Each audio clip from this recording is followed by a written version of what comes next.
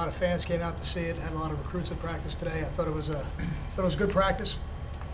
Only in shells, so we didn't tackle today, but I thought we got a lot done. We got 2 minute in, which is really the last situation to put in for us, and now we get to clean some stuff up. Leonte Crew had a scheduled day off today, so he'll be back with us on Monday. Nadir looks like he's got an ankle sprain, so he'll be out for a little bit. I expect to have him for the first game, and I'm really excited to announce an addition to our program. You know, we had Kevin the other day, and we had a young man by the name of Tim Gleason from Australia, who's a punter, and he's going to add to our competition at punter, and we're excited to see what he can do. We kind of let him get out there and get his bearings today, and starting on Monday, we're going to turn him loose and see what he's got. Questions? Would you say that's, since he's not on the depth chart, would those guys be on even footing, those two punters, or? I don't know if they're on even footing. I haven't seen them really punt live yet. So, you know, right now Tim's at the bottom of the depth chart, and you know, we'll see. We'll make adjustments after we see him do it. How did something like that develop so late? You know, it was an area that we felt like we needed more depth in. So I really have to credit Coach Frazier and the recruiting staff for continuing to search and being really diligent about it. And you know, he's a young man who started his career in Wyoming and then junior college.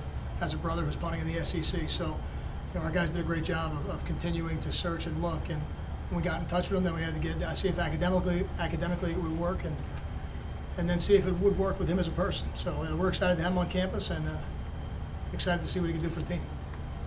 Is there any concern with the depth at tight end right now? I think whenever you have a couple of guys that are out or limited in practice, there's always a concern.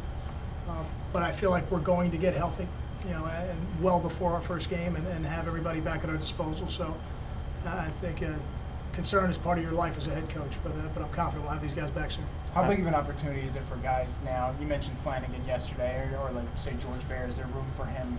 Sure, there's room for anybody who can help us win a football game. Yeah, there's no doubt about that. And you know, we're going to play in personnel groups that'll feature 1, 2, and 3 tight ends at a time. So, you know, the more that prove they can help us on the field, the more we'll use. How much of the offense is installed, and just give your overall impressions 9 days in of the offense? I mean, I would say that probably 95% of the offense is installed. There'll be some specialty things that will come up. I'm pleased at the operation. I really am. I think the ones are a little bit ahead of where I thought they'd be. I think you're always pressing the twos to do more, and it's harder on them because they got some younger guys in that group. But if I judge it based on where the ones are, I feel pretty good. I know he can't play this year, but your early thoughts of Hayden Reddick from what you've seen him camp?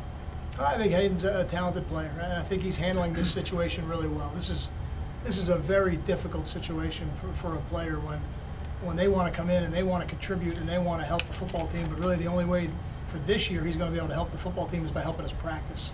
So as a competitor like he is, that's not the easiest thing for him to handle. I think he's handled it very well. I think he's done a really good job with it. Do you foresee him being a scout team quarterback at all in prep? It's one of the things I talked to him about on the way in. I said, hey, you're going to be the highest paid scout team quarterback in the country. You know, so I think he's excited about the opportunity to be the guys that we're going to play against. And there's some good ones on our schedule, so we need a good one thrown in practice.